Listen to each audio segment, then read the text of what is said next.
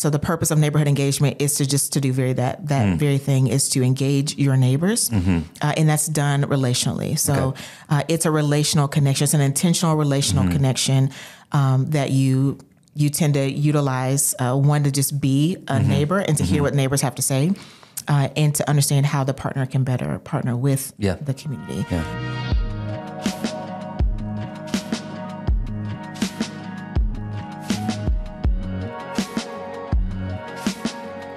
Welcome to Place Matters, a podcast about the intersection of race, place, and poverty, where we explore the belief that the path towards ending inequity and promoting prosperity is through the work of holistic neighborhood development.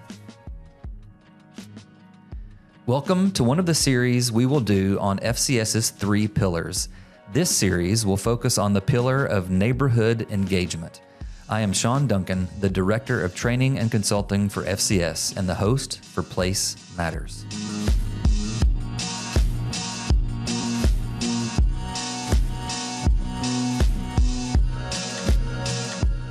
Holistic neighborhood development is complicated work with few certainties or guarantees of what will work or for how long it will. It requires constant innovation, quick pivots, and a culture of experimentation. Things change quickly and often, so there aren't a lot of things that we consider non-negotiable. But there is one thing we won't budge on: proximity. A deep, personal, embodied closeness to our neighbors and our place. Without this, nothing else matters. That is our core commitment and our big idea. And joining me today to talk about this big idea is the Director of Neighborhood Engagement for FCS, Pamela Stringfield.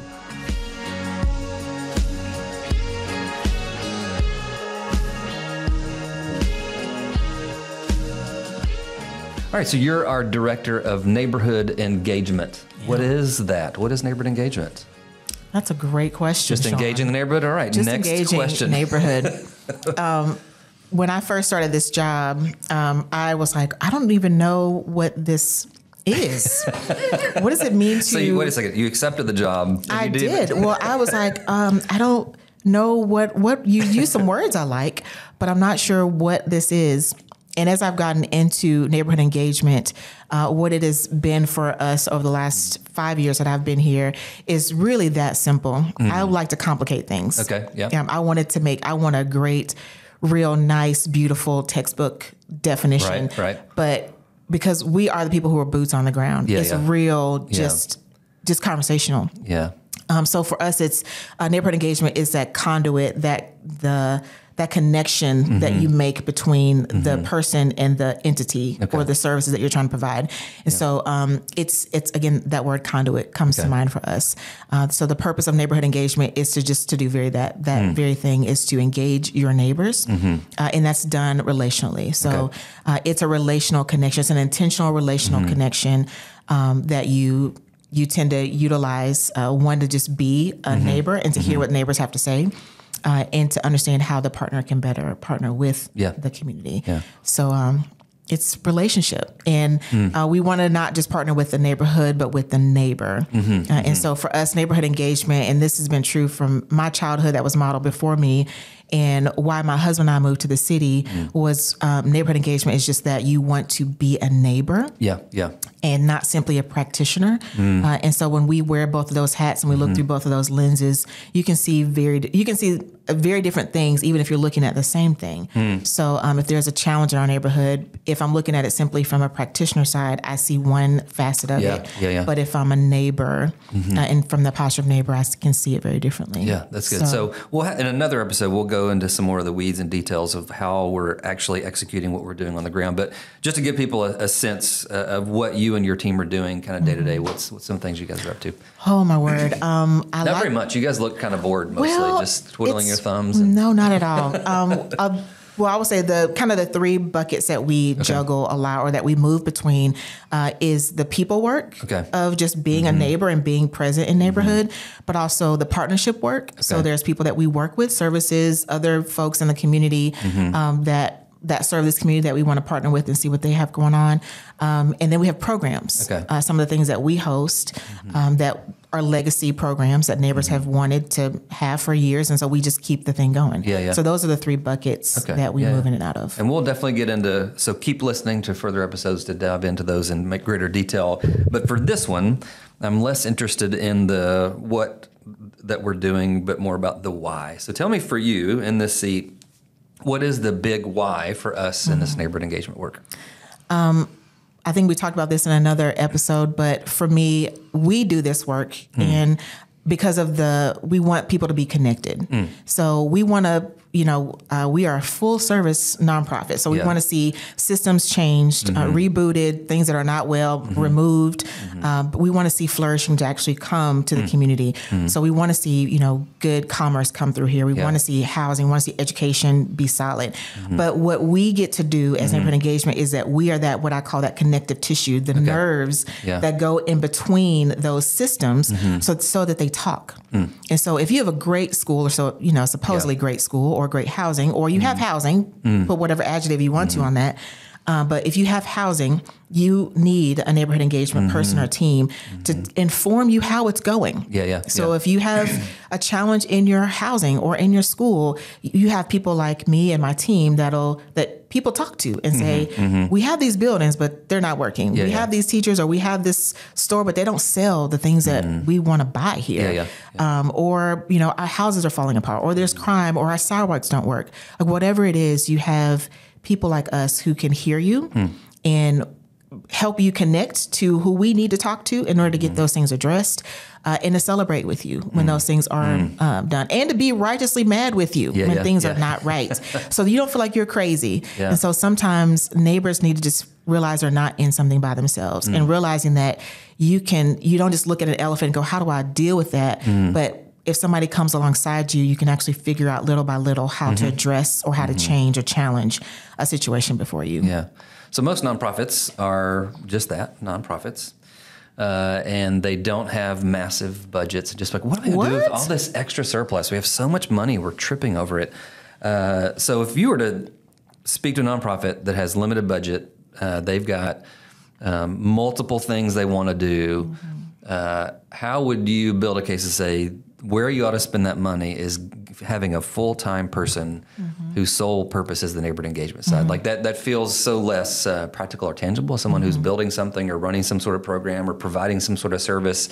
Neighborhood engagement can feel like, it'd be wonderful to have that. It feels like a luxury, but man, if we're strapped, we got to go after this program operations or whatever. How would you say, no, this isn't luxury? Or how would you build a case to say that's where your money's most important? Yeah. So recently I had the privilege, it really feels like a privilege, of going to do a training. And if you know me, I don't like talking and speaking and all of that stuff, believe it or not, even as neighborhood engagement. But I got to go to another city and see. They fell in love with Pamela, and just so you guys know. I was like, oh my gosh, I love y'all. But I got to go and see what it is that we do. I'm so boots on the ground here that I don't think about. I don't get to see it in another context. And so I went there and I met this amazing woman who's like the air traffic controller for all of the situations. But she was very strategic in that she had somebody else who's really close to the people. And they had lots of ideas and lots of wonderful things, and they're doing incredible stuff. But she was wise enough to say, even with these great resources, this great money, this great push, this great plan, we need to stay connected to the people and the partners who are closest into the real people, the real action, the boots on the ground, so that we can make sure that what we're doing is translating well and wisely, that it's going to be accepted and be able to adapt to the situation that it's in. So this is definitely not a luxury. If you want to waste your money, go right ahead and plan something with nobody to tell you if this is actually working or not. Without you need somebody that can that's already built that relational equity either before you or with you, with the persons that you're trying to come alongside. Because they're going to inform your decisions. They're going to inform your dreams and your big ideas. And they can tell you, like that connective tissue, like, hey, this is where the rub is. Here's the dissonance. Here's the miss.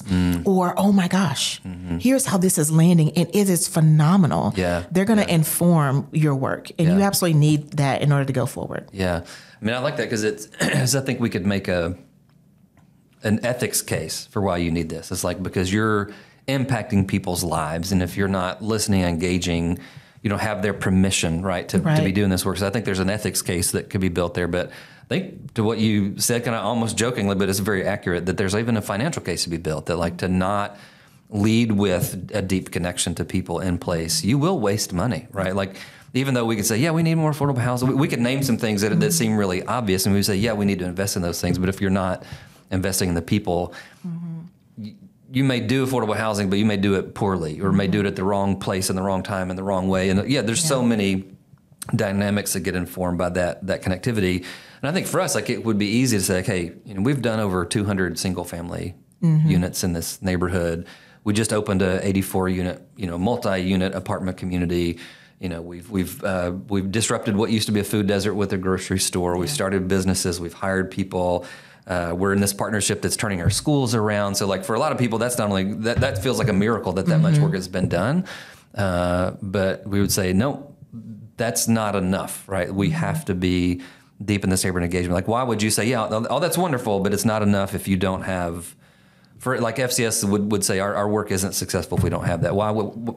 How would we justify that kind of thinking? Yeah, I'm not sure this is where we want to go, but what comes to mind, I was having a conversation with a friend of mine, and we were just talking through this kind of question of like, it's great, like we need to be doing this stuff, but you can just devolve into one-way giving. And it's very much in that relief bucket. And we're like, well, I think for us, I would say for me, again, come for me, don't come for FCS. But for me, we want to be a part of things where... You can reach her at 555. Yes, 555-66911. We want neighbors to be not just the recipients, but the participants in the work. And so if there's something going on, it might be a great idea, but we want them to go at some point. I want my neighbor to go, this is mine. It's me.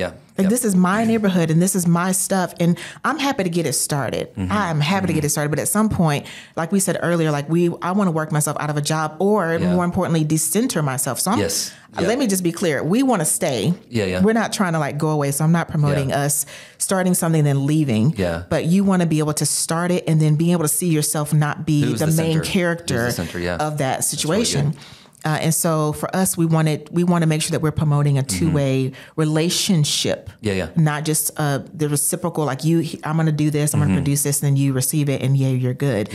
And at the end of the day, I want Sally and James and Keisha and Sue to go, I can move up. Like, I have legs underneath me now. I'm not just agency to control. I'm not just on my back. I'm not just the victim of another system that's pushed me down, but because of this agency and their particular posture and philosophy, they are saying you can get up. And let me little by little let us help build legs and let you experience what it looks like for you to lead something. And so that's what we are aiming to do, is we want to get it started in order to bring people in, but also have them inform the system that we are building.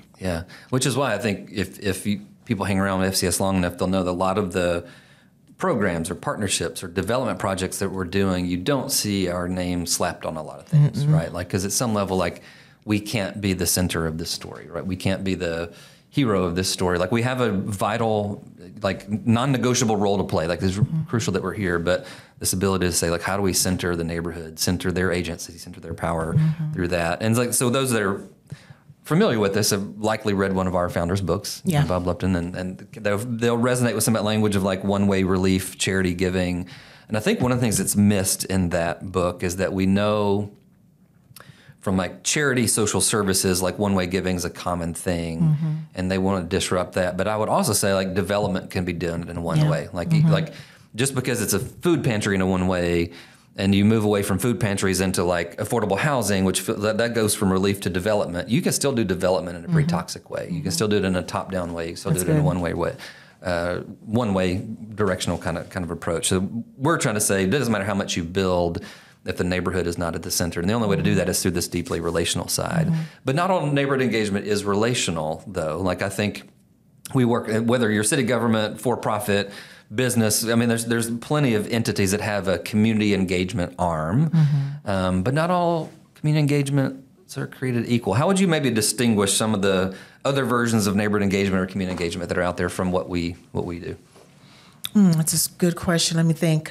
So some of the things that I've seen, it feels like it goes alongside what we've been talking about, is that one-way relief. But when we talk about folks who want to come in and say, hey, I see a need and I have to fix this need. Yeah.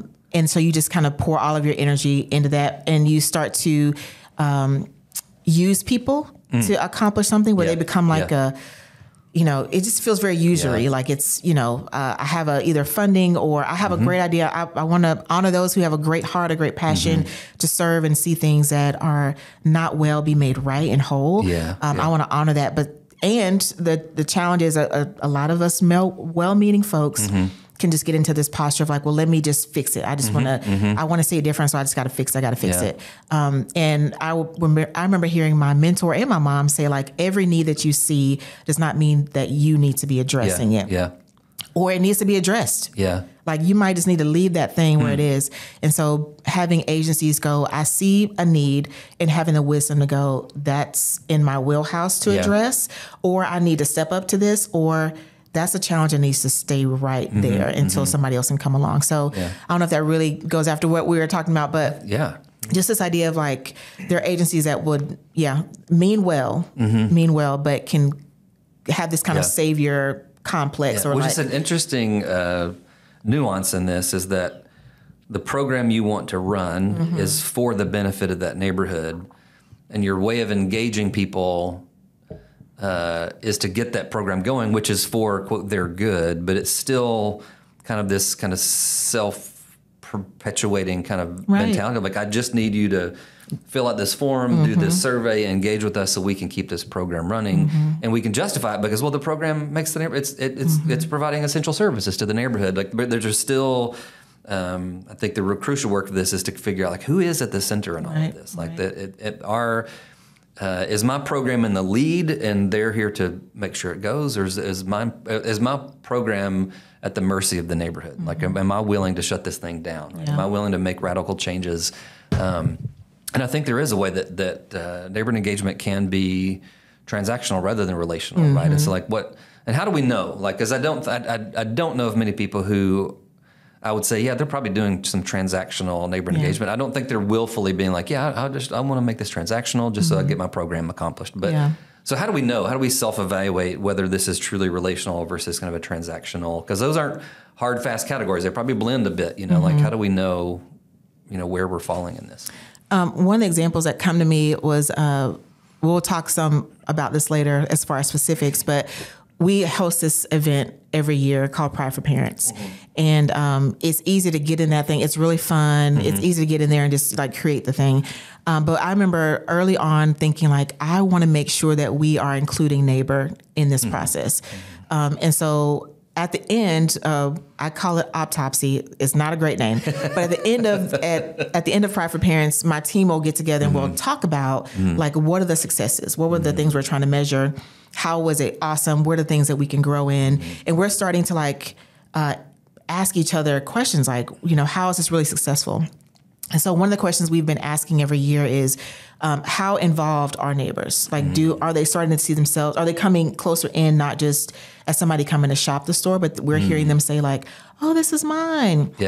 Or like, Pam, can I play? I want to do this. Like, there's some level of like them stepping forward towards us and trying to be are we going out of our way to invite? Are we going out of our way to make intentional spaces? Are we communicating that? And one of the things I love about neighborhood engagement, you don't just throw up an event and say, well, y'all come over here if you want to. But I say, hey, Sally, hey, James, hey, Keisha, hey, so-and-so. By name, I say, hey, here's an opportunity. Come into this if you would like. Or can you help me? Like, think about something, or how would you, like, we want to see this happen. Can you help me think about this? So I would say, like, being able to ask yourself hard questions, like you mentioned earlier, to say, are we really making spaces to include folks, or am I really just producing something? Because I can just produce it and say, oh, this was for y'all. But am I allowing folks to speak in to things, and am I making spaces for them to participate? Yeah, we have a kind of a program assessment tool called Spire, and we've done it with hundreds of people have participated so far, and like we've kind of taken an aggregate of like, what kind of trends are we noticing in these? Like there's just kind of 21 different indicators we're looking at with programs, and the sad reality is most of the ones that land at the bottom of those 21 tend to be a level of kind of participatory involvement, right? Like they show up to be served or receive the services or whatever. But as far as like participating and shaping the culture of that program or organization, or having a leadership role where they're not just receiving, but they're guiding, they're leading, they're shaping, or even just a simple, like one of our indicators is there a feedback loop? Is there a voice to say like, hey, we like this, don't like this, love this, hate this, whatever, like even just as simple as a feedback loop, right? And it's like, now almost all those organizations, the upper indicators are like, does our team trust each other? Are we working well together? So it's like good. It's like, hey, you've worked on building a strong team, but the people participating in your program are saying like, we benefit from your services and we're grateful. Yeah. But there's not a real voice of leadership here. And I think that's, for us, I would say that's one of the distinguishing things I think we're always pushing in on is like, we're not just satisfied that the services have gone out the door, right? But like, who's in charge of this? Like who owns this? Who has a sense of like critical concern that I will fight if something's going wrong? Because it means that much kind of to me in that. And we really want, like I know you said to me, like, neighborhood engagement has your footprints or your fingerprints all over it. And in this work, we want that to be true of our neighbors. Like it's not, if I go away, I love that my fingerprints are on things, but it's more important for me for the neighborhood to say, this is mine. And we can see their fingerprints on it. Because again, we've made that intentional space for them to have their hands on it and for them to say the craziest things to us, and people do. But it's really helpful to have them say what they got to say, and we kind of figure it out. We've had. It's been interesting. There's been more than a few times where some nonprofit leaders are experiencing frustrations in some of the programs they're running. And some of their frustrations, they talk about some of the criticisms they're receiving from the recipients of their services. And their interpretation of that isn't, they feel that they should be heard and they feel enough ownership over this that they get to critique it, right? What they feel is like, oh, this is a lack of gratitude. And like what we're trying to do is reframe is like, no, if they're criticizing means they feel like their voice matters and they want to shape this thing. Like you should lean into that, right? Because I think we even have that throwaway phrase of beggars can't be choosers. I'm like, why? Why can't I don't care if you're the richest or the poorest. You should have choice. Like everyone should be able to choose. And if people have choice, that's an act of power. And I think being able to create a system, it's like we want to co-create. We want to share power, not just share resources or whatnot. Did any examples come to mind of a lot of investment or development or really wonderful programs happening where the community's not had a voice and that going poorly? Anything kind of come to mind on examples of where really good intention, really well-resourced, great expertise work being done, but it's clear the neighborhood's not been involved, and what are the outcomes of that? Oh my goodness. I mean, there are, but I'm like trying to think of anything in particular that comes to mind. I feel like I can talk about my neighborhood. You're welcome to do that. So, oh gosh, I don't have a particular right now. Do you have a particular right now? Well, I was thinking about, I just had a conversation with one of our team members about an Atlanta neighborhood that I won't name, but that over the last 10 years has received a lot more attention. It's gone kind of ignored for That's good. a couple generations, a lot of deliberate disinvestment, no investment. And in the last 10 years, there's been a lot of big players with a lot of money. And you would think, oh, good, this neighborhood of disinvestment is now receiving investment, But this friend of mine I was talking to has lived there for 20 years. And when he talks about the level of trauma and drama and pain that exists there because there's just so much money being waved around, and these big organizations that are there to transform the neighborhood are largely not trusted. And because there wasn't this investment in like, where are the people? Exactly. What are they feeling? What are they thinking? And so you even have neighbors turning against each other because there's so much pressure down on them that like all this money's not making it better, right? That trust was never taken into account. And so as he's looking at like some other partners that are thinking about working in that neighborhood, like his advice, which I think is brilliant, is like, I know you got money, I know you got resources, and you would actually be a wonderful partner to have here, but you need to spend the next 2 to 3 years just leaning into trust and helping people to heal a little bit before you do anything.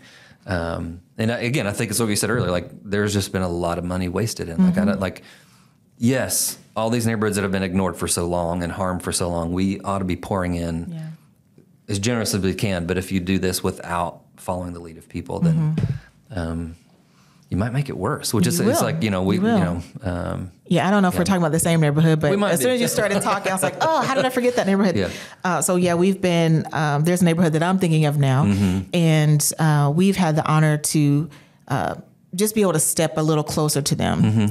One of our ethos here at FCS is we move at the speed of trust, and we don't want to just go in gun blazing. We're going to do this, that, and the third. We don't want to, overpromise, underdeliver. And we don't lead out with all of the bells and whistles, not all the all the programs, et cetera. We just want to, quietly move through and move to a space and develop relationships. And that's how we came here, and that's just how we move. And so we got an opportunity to get a little closer to this one neighborhood, and that's what we felt right away, because there are a lot of movers and shakers, a lot of opportunities coming to this place. It was really just kind of left for a number of years. People really having to endure some really hellish conditions in their housing, et cetera.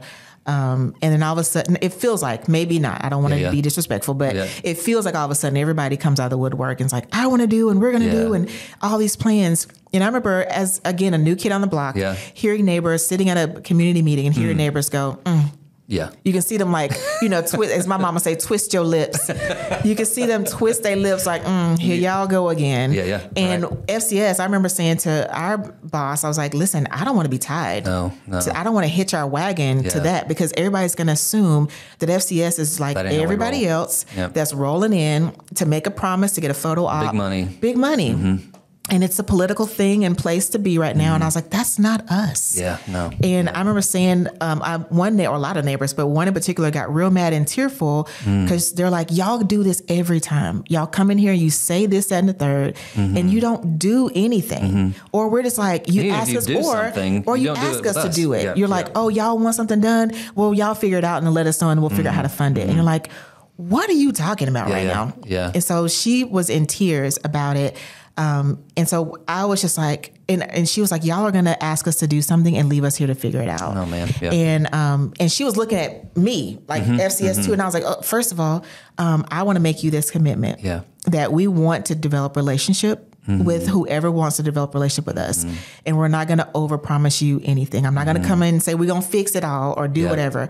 But I promise you that if we're here, we're going to be here with you. And so we're going to have conversations and figure out what we need to figure out. But trust, long after the camera crews and the lights go home, we will be here. And so that's the posture that the neighboring part wants to do, of like, we want to neighbor long before programs are executed, or money is thrown around, or staff is hired. We just want to go and just hear, like, what are you mad about? What are you crying about? What are you like? And let me just say this too. A lot of the anger that I initially experienced with a lot of folks, a lot of people mad.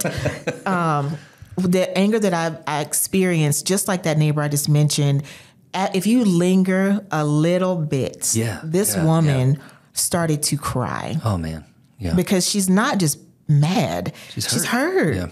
Because this is her neighborhood. And it's been promised one thing year after year, decade after decade, family after family, and it's not happening. And so she's like, here, one more pair of suits coming through to say something, and you're not going to do it. You're not going to, and you're going to extract all this information, all this data from us, and nobody's on the hook to do anything with it. And so, so I would say that's because there's the unfulfilled promise side of it. And there's also the like people who actually do stuff, but it's all being done at, to, around, for, and everybody's like, what are you doing to us? Like, once again, we're the object of like, whether it's the city who's bulldozing a black neighborhood to put an interstate through it, or it's a really generous, charitable arm of a major corporation that's trying to build some affordable housing, it's still all the decisions are flowing down. And whether it's decisions for harm or decisions for good, it's still somebody else's decision.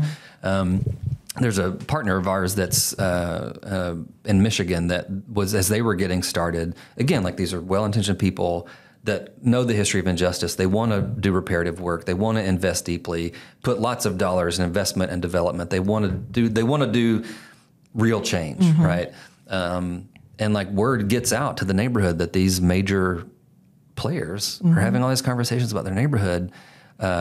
And when I had lunch with him just a couple months ago, he's like, it took us 2 years to just overcome that, just to get people to like calm back down to be in conversation with us. Because all they heard was this foundation, this big name, this really rich family in this area, like all these people are scheming about the future of our neighborhood, And so I'd want to say, like, if you're powerful and wealthy and resourced and you want to make some change, please show up. Please do. We can't do it without all that power and money. We got to have those things. But you have to, like, it's got to be about people first, right? And like our friend and former colleague, Katie Delp, would say, if you're entering into a neighborhood for the first time, like, don't lead anything for a year. That's what she said to me. She's like, and especially if you're a white person in a black or brown neighborhood, maybe make that 3 years, And I've seen so many times where she shared that with audiences that come to FCS to learn, and you can kind of see people like, really? their shoulders kind of drop. Like, you mean I got to just, wait around and listen for a while? I'm like, yes. Yeah. And it will actually save you time and money if you need to justify the budget side of that. Yeah, we had an opportunity come through. There's a big funder and opportunity on the west side, if I can say that. And it kind of came this way. And I met with the lead on that project, and she wanted to start this group like right away with neighbors. And I was like, oh, okay. Have you been here? Have you been like hanging out in the area? Do you know people? No, I just Googled it. Right. Basically, like legit. No, I Googled it, and I was hoping you could help me with making those connections. And I just remember saying, to your point and Katie's point of, I wish that foundations and funders would write it as a part of their grant, this scope of work. This is the timeline. This is the budget. Exactly. Yep. So like, this first year, we're going to pay you to just go in and neighbor, because people, especially black and brown communities, they need to trust you. Yeah. Yeah. And you need to, again, I said it earlier, there's a relationship, there's a mutuality that has to happen. And if you just go in, again, well-intentioned, love your money, thank you for it. But you also have to, not just a luxury. Please hear me. Yeah. Not a luxury. You must spend the time getting to know people, grabbing information, just gleaning it because you're proximate to it and not because you're running something. And so that should be a part of the scope of work in your funding, in your plan, that you would sit and listen, sit and ask questions, but go be in the coffee shop, go frequent the places where your neighbors are living, working, and playing. Like, you should be doing that. Yeah. I mean, for people to see trust as a very literal currency.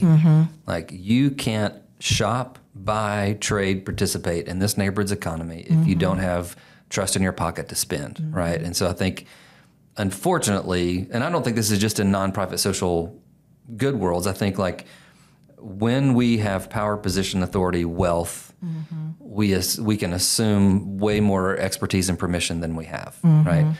My brother's in the business world, and he does consulting with other business leaders, and he's run into people who they're just part of wealthy families, and they got lots of money, and there's all these ideas of like, I should try this and try this. It's like, well, have you ever run a business on your own? Oh, you got lots of money. So there can kind of be assumption like, I know you want to do good, and I don't want to stamp down that desire to do good, but like just recognition of like, your dollars aren't your currency. Period. The trust is the currency, and if you don't have that in your pocket, then that's what you got to start earning, right? And it's hard to kind of think like to be powerful and wealthy and come in and be like, actually, in this neighborhood, I'm broke. Yeah. Like, I got nothing. Yeah. Right? And I am now the beggar where I got to ask for people's generosity to, you got some water, you got some food, you got some shelter, can you help me come in, I like to say that trust is like good credit.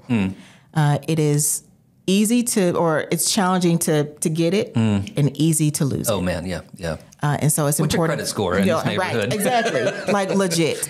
And there are apps that maybe we should develop an app to be Please like, let's answer these questions. Part of your F&I work. here's your credit score to do work in the neighborhood. But like that's just I like the imagery of like it's the currency that you absolutely need in order to move through this neighborhood. You have to have that. And what are some of the practices that builds that currency? I know you talk about lingering because I think programs come and go, strategic plans come and go, and all these things are necessary, but they're not the essence of it, right? They're the expressions of it, right? But the essence of kind of creating more of that currency, things like lingering. What are other things you would point to say this is how you grow that currency? Yeah, I immediately thought of there's this group. We have a coffee shop, and there's this group of seniors, super seniors, who are there every day. And since I've been on staff, I just stumbled upon them or whatever, and I just go hang out with them, and they are talking about all of the most random, super random things. But it is just a place to be from like 9 until really noon. Like you can just be there after go to work. But it's one of the things that they taught me, or one of the things I experienced with them is I've been here for a good little bit, but I'm still not in the club, Shawn. I'm still not in the club. I'm there not every day, but I'm there often. A lot of days. But they say to me, the guy would call himself the mayor, the head guy. He would say, well, you can come and be around us, but you're not in the club. You have to be consistent. Oh. You have to consistently come here and participate with us. So I would say that's part of building that trust is you have to not just, one time, not a one-off, not an event. Because a lot of people will like throw a big event, but we did it. We had a block party. Yeah. We had a movie night. And that's great. Please keep doing that. But as the mayor of that coffee club would say to me, he said, if you are not consistent, you're welcome to come be proximate. You're welcome to come be, you can orbit around us. But until you model consistency, until I can trust that you're going to keep showing up. And then I'm going to invite you to contribute. I'm going to welcome your contributions. And they're now asking me thoughts, not just about random stuff, but deep things like, what is your work like? How is your family like? What's your faith grid? Like, all the stuff that is like, it's more than like, how's your day and what color do you like? But that's taking time. And so I would say the same thing here. Like it's important to linger, like to go be in those places. But knowing that your audience, your neighbors might say to you, you can hang out for a minute, but until I see some consistency, please don't ask me to trust you with much more. And so it's important for us to be willing to, we often say here, like that's the long haul work, that we are consistently showing up, consistently saying, I want to contribute. I want to share my life if you want to share yours back. And so I would definitely say, when I say lingering, that's the breaking that down of that consistency, choosing to be there and wisely contributing to know when to speak and when to go, you know what, let me just be curious and draw you out. Tell me more about that. That's hilarious. Honoring people's stories, listening to, what's going on with them. So that's been massive, massive and simple. Like it's not like rocket science. But I think, for some people, maybe it's not rocket science, but it does feel as intimidating as like it is going to calculus class or something. It's like it's terrifying and confusing and simple all somehow at the same time. So somebody's going like, you know what, you're right. I've been leading with my power. I've been leading with my position, or I've been leading with money, or I've been leading with my goodwill, just assuming everybody should be grateful. I want to lead with relationship and trust. Where would you say, okay, this feels big, it feels long arc, but here's how you start. Like, how do people get going down that pathway? So 2 pictures come to mind. One is the neighborhood engagement team. The other is going back to that the city I got to visit recently and getting to speak to the mayor and some of the city officials.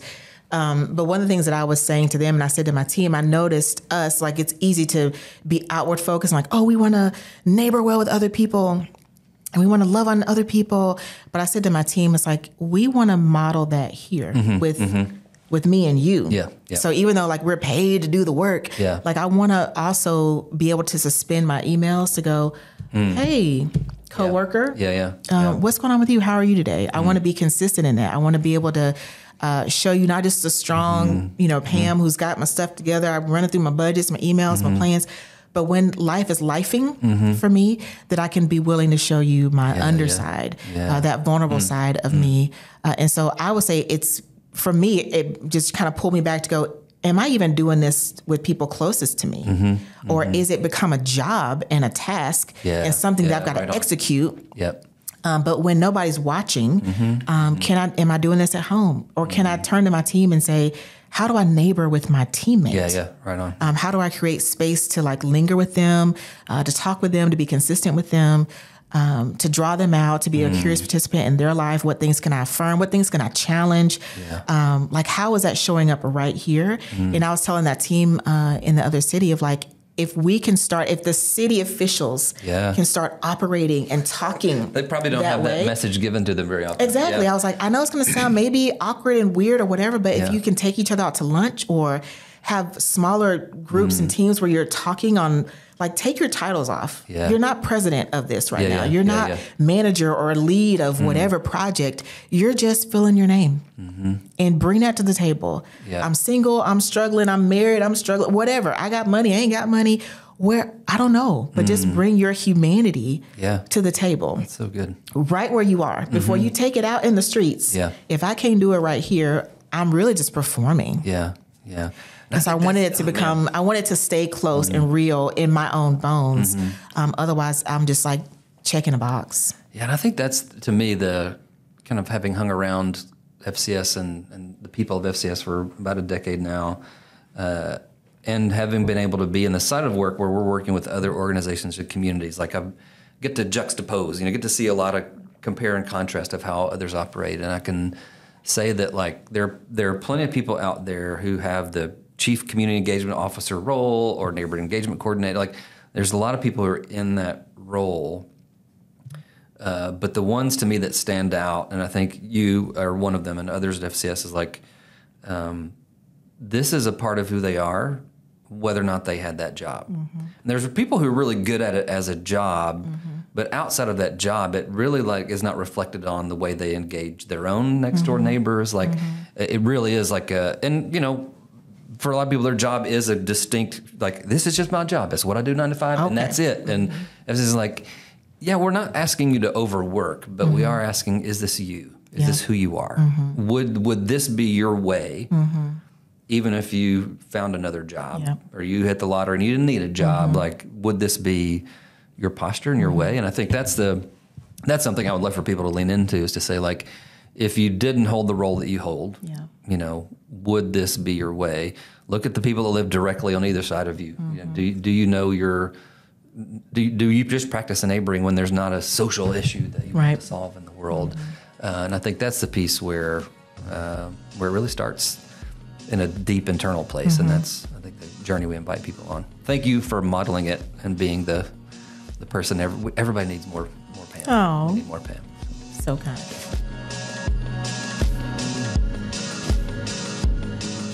Place Matters is produced by Focused Community Strategies, whose mission is to partner with under-resourced neighborhoods to provide innovative and holistic development that produces flourishing communities and God's shalom. Place Matters is hosted by FCS's training and consulting team, known as the Lupton Center.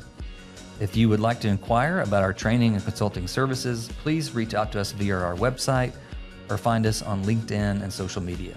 This information can be found in the show notes. If you would like to watch these episodes, the videos can be found on our YouTube channel. And if you like these episodes, please share them on social media. Your support means a lot to us.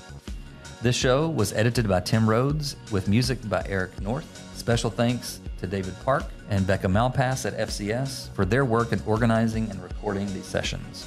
We'd also like to say thank you to our partner, Lilly Endowment, whose Thriving Congregations grant has made this podcast possible.